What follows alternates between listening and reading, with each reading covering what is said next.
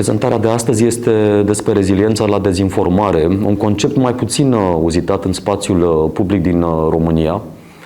În termeni simpli, reziliența la dezinformare se referă la eforturile depuse pentru a-l face pe cetățean să gândească mai degrabă analitic, rațional și mai puțin emoțional. În termeni mai academici, reziliența la dezinformare apare atunci când, în urma unui proces de învățare, cetățenii reușesc să se debaraseze de biasurile cognitive care favorizează o gândire emoțională și dobândesc capacități analitice.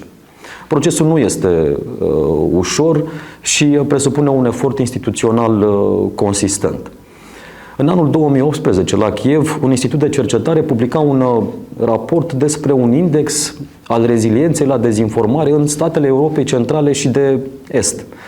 Mai exact, acest raport academic cerceta diferitele vulnerabilități instituționale ale acestor state, care erau exploatate de dezinformarea Federației Ruse și în același timp propunea diferite soluții pentru creșterea rezilienței la dezinformare a cetățenilor din aceste state.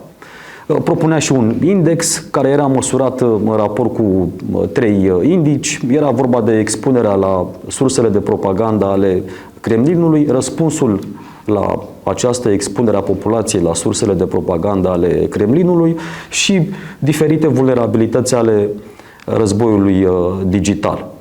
Interesant este că acest raport includea și un capitol despre România. Iar acest capitol despre România concluziona că în țara noastră sunt în principal 3 grupuri de cetățeni care sunt vulnerabili la dezinformarea venită dinspre Federația Rusă. Este vorba despre naționaliști, despre conservatori religioși și despre nostalgicii perioadei comuniste. Acești cetățeni nu sunt automat prinși în mrejele dezinformării care vine dinspre Federația Rusă. Ei sunt doar vulnerabili la această dezinformare.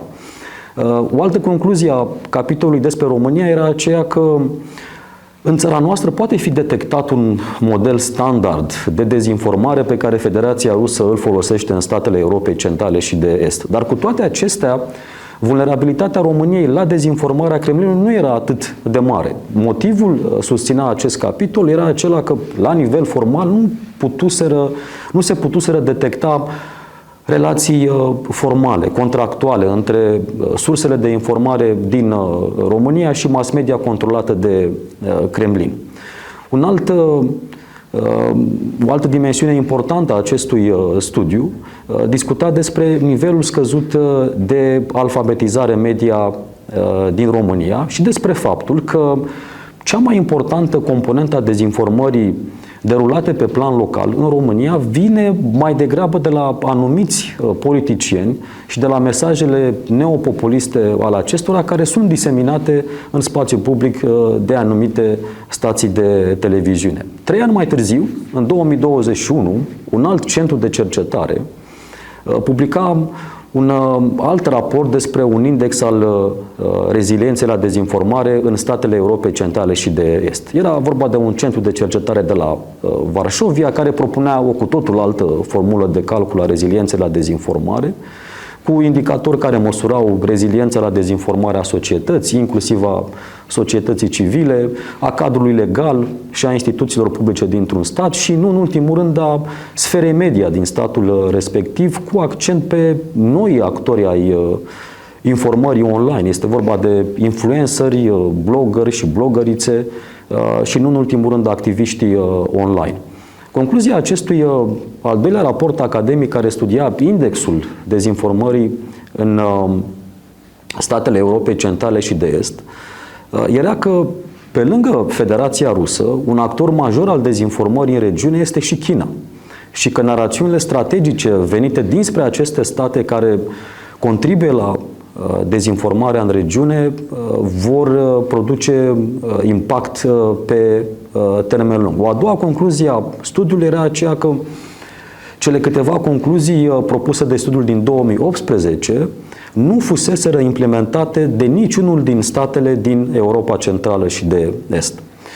Chestiunea rezilienței la dezinformare este una de mare interes pentru comunitatea academică. Lucrurile nu sunt încă lămurite, sunt factori personali și instituționali care fie accentuează, fie descresc reziliența la dezinformare. Acești factori merg de la statutul social al individului, la nivelul de educație al acestuia, nivelul de calificare în ceea ce privește alfabetizarea media, orientarea politică și așa mai departe, până la o serie de caracteristici instituționale, cum ar fi cele legate de calitatea instituțiilor, în special în ceea ce privește eficiența și legitimitatea instituțiilor, și cele care țin de calitatea încrederii dintr-o societate. Este vorba atât de încrederea verticală în instituțiile publice, cât și de încrederea orizontală, încrederea pe care cetățenii dintr-un stat o au unii în alții. Premiza unora dintre clipurile pe care le filmăm aici la Larix este aceea că un element care poate crește reziliența la dezinformare a cetățenilor ține de cunoștințele de mare strategie. Aceste cunoștințe de mare strategie, în esență, îmbunătățesc capacitățile analitice ale cetățeanului. Este ceea ce a demonstrat un curs de acest tip, de mare strategie, predat în Statele Unite ale Americii la Universitatea Yale.